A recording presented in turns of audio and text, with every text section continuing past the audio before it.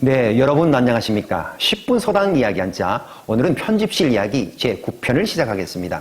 오늘 편집실 이야기에서는 그동안 나왔었던 가불병정 무기경신임계 10개의 하늘줄기라고 하는 천간에다가 자축이며 진사오미 신유술에 12동물을 뜻하는 땅의 가지라고 하는 12지지를 결합해서 육식갑자의 원리를 만들었는데 이것을 설명하고자 합니다. 아직 배우지 않은 글자 하나하나의 뜻은 본 강의에서 자세히 다루기로 하고 오늘은 육식갑자의 핵심 원리를 이야기하겠습니다. 먼저 천간의 열자를 보겠습니다.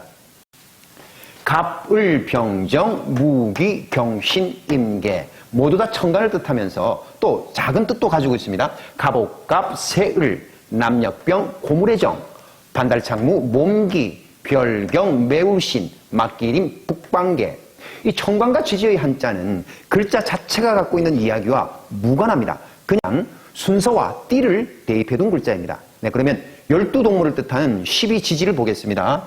자축인묘, 진사오미, 신유술해, 되게닭, 원양말, 뱀용토, 범소쥐 이렇게 12동물을 뜻하는 12지지가 있습니다.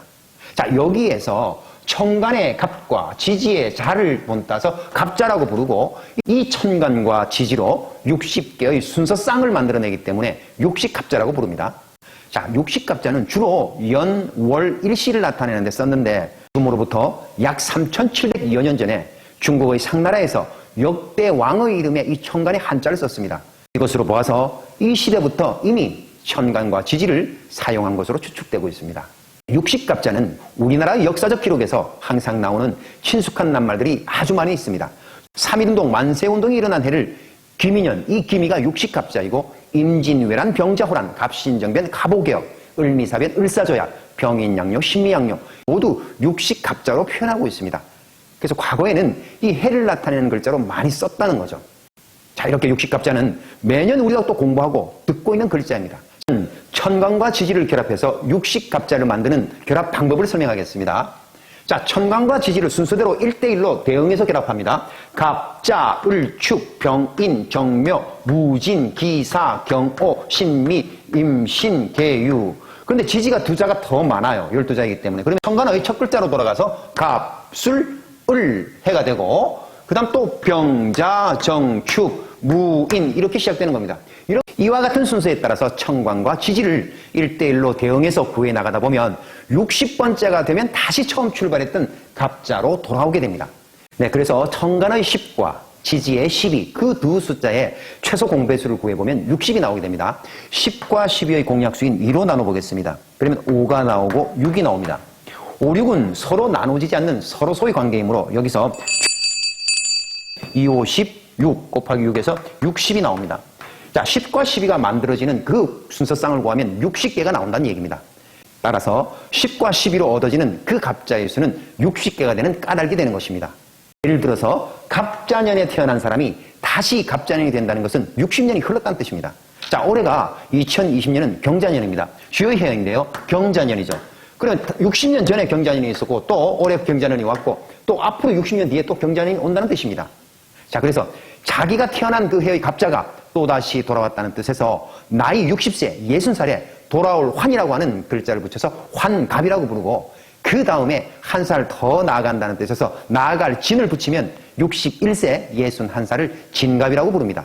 그러면 우리가 매년 쓰고 있는 그 육식갑자의 해를 알아보겠습니다. 자, 올해 2020년은 경자년입니다. 주요의 해죠. 내년은 무슨 해일까요? 경 다음에 신이고 지지에서는 자 다음에 축이니까 신축년 소해가 되는 거죠. 그 다음에는 신 다음에 임이고 축 다음에 이니까 임인년 범어해가 되는 거죠. 자, 이렇게 한 해 한 해가 지나감에 따라서 천간과 지지의 육식갑자를 결합해 두었습니다. 또 10개의 천간과 12지지는 중국의 음양오행설과 결합해서 사용하는데 음양이라고 하는 것은 그늘음 볕양을 써서 해와 달, 낮과 밤, 우주의 두 기운을 말하고 오행은 땅에 있는 나무의 기운, 불의 기운, 흙의 기운, 쇠의 기운, 물의 기운을 말합니다. 이 음양오행의 원리로 만들어진 것이 요일입니다. 일월은 양음이고 화수목금토는 불, 물, 나무, 쇠, 흙의 기운을 의미하는 거죠.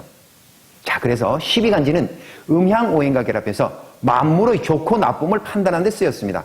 사람의 성질과 운세를 점치기도 하였고 하루하루의 좋고 나쁨 또 방위의 선택을 살펴보기도 하였습니다. 예를 들어서 범띠인 사람은 성질이 거칠다고 하고 소띠인 사람은 느릿하다고 합니다. 또한 결혼을 앞두고 있는 남녀의 기운에서 남자가 불의 기운이 강하고 여자가 물의 기운이 강하다고 하면 불은 물을 말려버리고 물은 불을 끄려고 합니다. 그래서 서로 기운이 맞지 않아서 서로 매일 싸우고 다툰다는 속설도 있어요.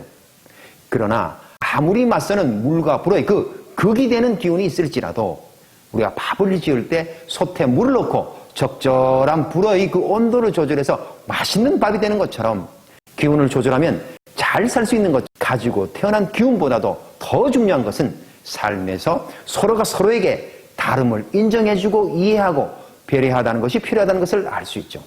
오늘 육식갑자 이야기 재미있게 잘 들으셨나요?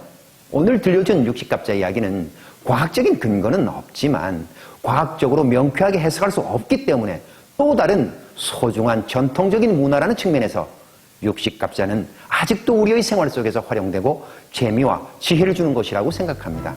그럼 이것으로 오늘 편집실 이야기 제9편을 마치도록 하겠습니다.